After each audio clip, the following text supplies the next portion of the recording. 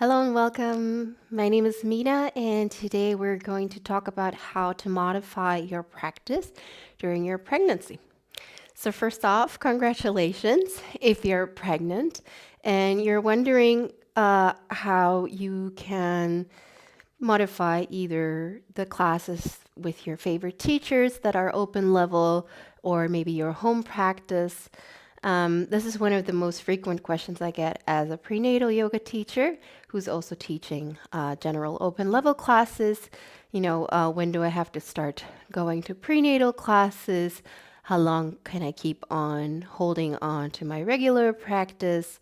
When should I start to modify? How do I modify? And so I thought I'd make a video about all of this. If you're completely new to yoga and your doctor said, yoga is great, or your friends said, prenatal yoga is great, then please go to a prenatal yoga class locally or online. I'm also going to put the link into my classes because this will kind of go over into the first guideline, which is what you've been doing before pregnancy is probably also going to be okay during your pregnancy. That also means that it's not a time to endeavor into new things. So, crazier transitions, harder postures, this is not the time. So, somehow trying to upkeep your current practice before pregnancy while starting to use the guidelines. I'll mention the other 4 guidelines to start to modify your practice to find balance between the baby and your own health, right? So I see a lot of Ashtanga practitioners who deep into their pregnancy still go into deep back bends, still doing balances and inversion practices. That's probably because that is a modified practice for them. They do even crazier things when they're not pregnant, and what looks like a crazy advanced practice to us is probably very, very modified for them. So see what your baseline is and then start to modify from there if necessary. Good. So that's rule number 1, right? What was okay before pregnancy is probably okay during pregnancy. Good. That being said, rule number or guideline number 2 is create more space. So this is where we start to go into practical hands-on things, which is creating more space just for the belly. So maybe in your first trimester, there's no need to create any space, right? Because your belly's not really showing. So one example is in child's pose. If you're used to doing child's pose with knees together, as your belly starts to grow, you'll just have to make more room so your knees get wider. I see some people in prenatal class, their knees are really, really wide because you need to create space for the belly. That might be okay. Also, your down dog might be that rule of thumb. Down dog, feet hip width distance apart. Maybe that's not enough. Maybe you need to widen the feet a little bit more. Maybe even as wide as the yoga mat. Also, it doesn't, a guideline like starting second trimester, starting third trimester, every belly is different. Every baby is different. Every pregnancy is different. Can be that someone close to giving birth has a tinier belly than someone in their 5th month. And also depends on if it's your first pregnancy, etc. So it's always case by case. So another good example of making space is Uttanasana, forward fold. So when normally you maybe practice with your feet together, you might have to, as the pregnancy goes by, widen your feet hip width, or maybe towards the end, widen your feet as wide as the mat, even with the feet turned out. That might be that will help with creating a little bit more space. Same with lunging. You might feel that, knees kind of next to one another is not enough. You might have to widen your knees. Rule number 3 being avoiding compression, right? So creating space and avoiding compression, those things kind of go hand in hand. And one of the most obvious things are lying on your belly. So poses like cobra and prone back bends like bow and shalabhasana at some point, or locust pose will start to drop out of your practice. At first, when my belly wasn't too big, I used to place a blanket underneath my hip bone so that the belly could just like gently pop off of the blanket, and that way you can still maybe do sphinx, a little cobra or seal pose, if that feels good and if that's something that you've been doing before your pregnancy. Otherwise, a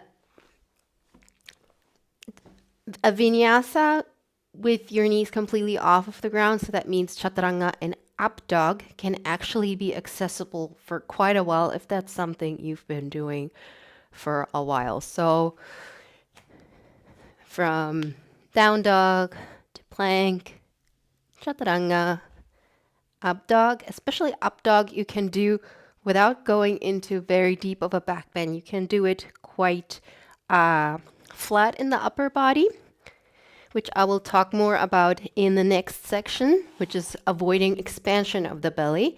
So if vinyasa with your knees lifted is something you've been doing forever, then you can do that.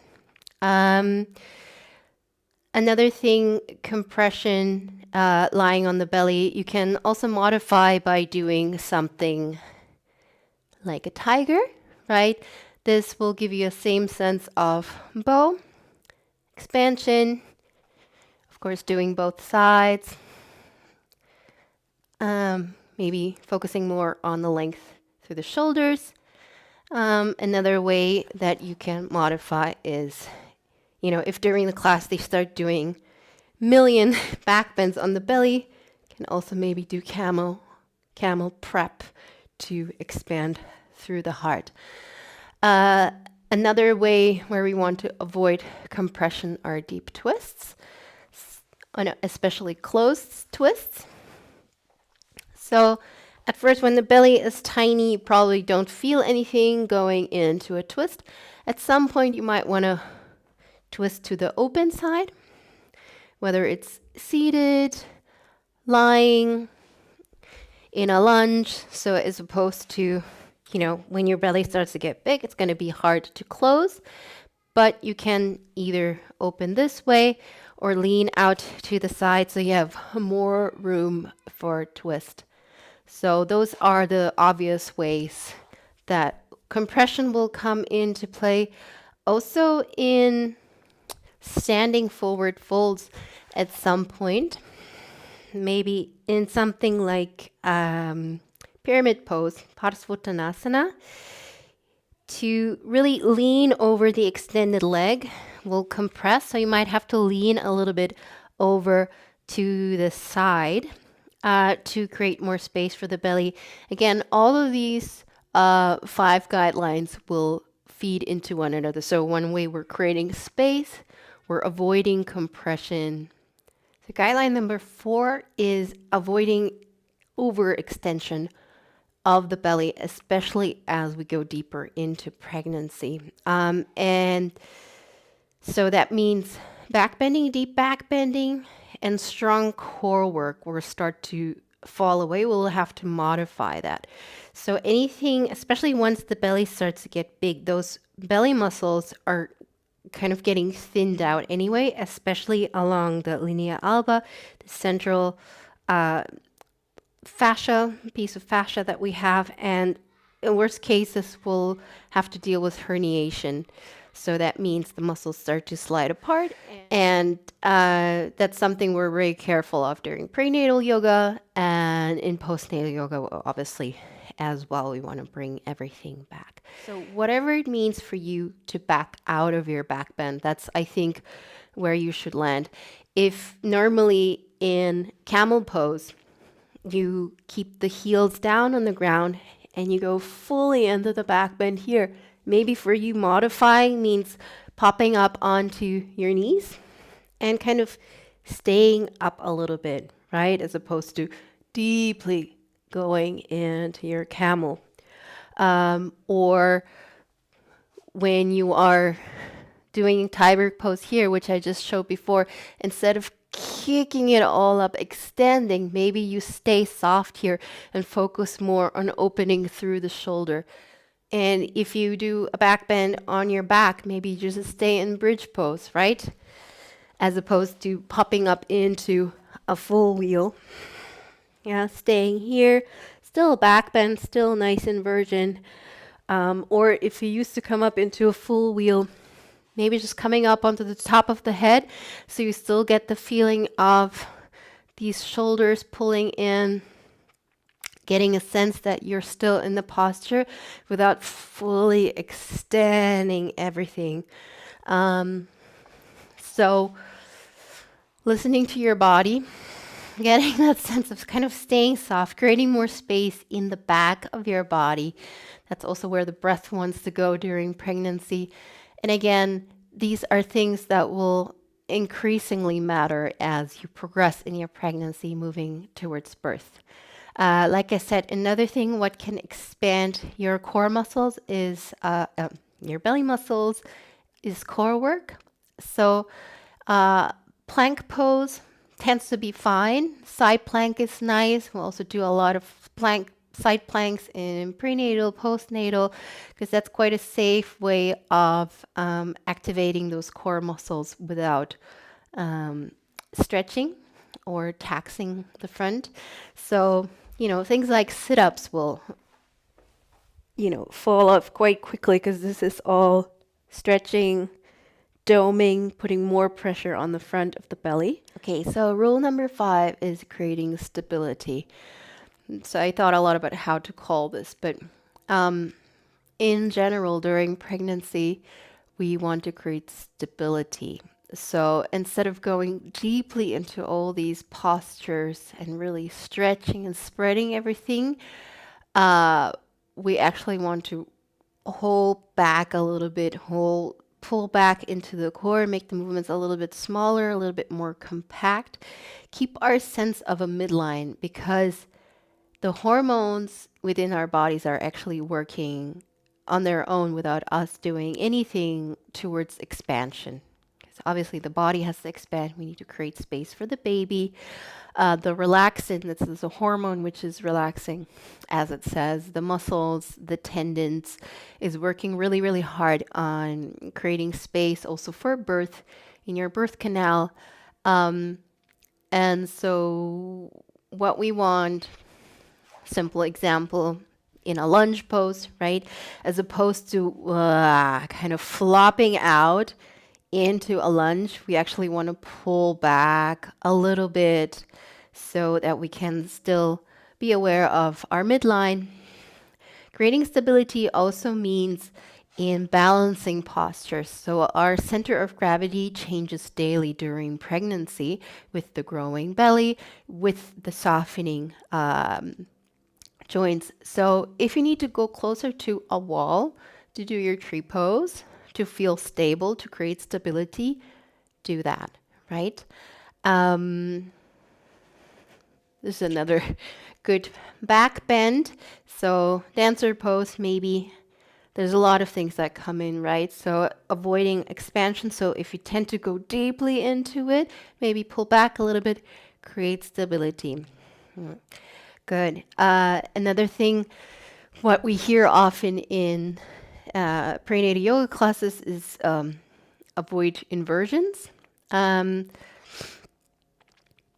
If you're still early in the pregnancy and the baby still has room to flip around in the belly, then I'd say it's fine. However, if the inversion is a headstand and you're not too familiar with your headstand, then maybe just modify, maybe just a dolphin pose. If you're super conscious and confident in your headstand, and if that's something you've been doing beforehand and you want to do it, you feel great, then go for it if you know that you can create stability in your headstand, right? Same with shoulder stand. and all the inversions that also tend to be somewhat of a balancing posture. So I've seen people falling out of shoulder stand. So make sure you're also stable there. Uh, what else? Arm balances. Something like crow pose, if you feel super stable there again, and you've been doing it before pregnancy, there's some core work involved, but especially crow pose, you can do it quite low, quite grounded. Um, then I'd say go for it. Um, and balancing postures such as Pincha Mayurasana, if you're really stable there, if you feel super solid, then sure. But most of us, if we ask ourselves, are really solid and stable in Pincha Mayurasana, is there no danger of me falling out? Then we'll probably say, actually not. So that sort of concludes the list. We'll go through all the 5 guidelines again. Number 1, if you've been doing before that, that's probably okay. Still remembering all the other 5 guidelines, which are number 2, create space. Just make room in your stance. Widen your legs. Most of the time, that's the problem. Breasts will also grow, so maybe just double wrapping here just doesn't feel good. And just hug yourself. Make space wherever you need to make space. Number 3 being avoid compressions. Again, one thing goes into another. Just lying on your belly at some point, it's not going to feel good. Just stay on all fours. Twisting in the opposite direction, finding ways to bring the twist more into the chest as opposed to into the lower back. Rule number 4 or guideline number 4 being avoiding extension, hyperextension of the belly to avoid diastasis, so deep back bends, backing out, deep core work, backing out, and guideline number 5 being creating stability. So just generally in your attitude. So whatever flexibility posture, let's say flexibility postures that go more into stretching out muscles, pulling back a little bit, thinking more about creating stability as opposed to kind of spreading out into your posture. And if you need a wall for balancing, if you need to back out of certain inversion postures, balancing postures where you feel you might fall out, then just don't do it. Good. And a final word is, I think, especially during pregnancy, when we're yoginis, there is this fear of losing postures, right? Oh my God, I'm going to lose postures. And, postures are never yours. They're not like Pokemon. You can catch them all and then they stay in your little ball and they're yours forever. No, they come and go. And even the ones that come and stay, they will keep on changing. So although what you've been doing before pregnancy, you can generally approach maybe with a stance of backing out the more the belly grows. However, I think pregnancy is a great place where you can observe your practice with even more compassion, with even more awareness towards change, constant fluctuation. I think the female body in some ways, and what we have to work with during pregnancy, at birth, after birth, generally through our monthly cycle, through perimenopause, menopause, in some ways we get to see these fluctuations, this never-ending change through our body much more than the male yogis do. So take it as a blessing, although sometimes it can feel like all this work, now I can do this posture and now I'm losing it through pregnancy. Remember that, first of all, remember what you're gaining through your pregnancy, which is an amazing human being. You're going to have the superpower of creating life, right? And through this approaching of a posture, you might get smarter, you might get more um, flexible in your mind, in your heart. And with conscious practice, sometimes backing out means actually regaining the postures quicker after birth than trying to go for it all and then overstretching your ligaments, maybe diastasis. So practicing with a sense of your midline and backing off a little bit might help you to rebuild your practice faster after your pregnancy. Good. So I hope this was useful. I hope it was comprehensible. And if there are any questions, you can leave them in the comments. And I hope you have a beautiful pregnancy. Thank you so much.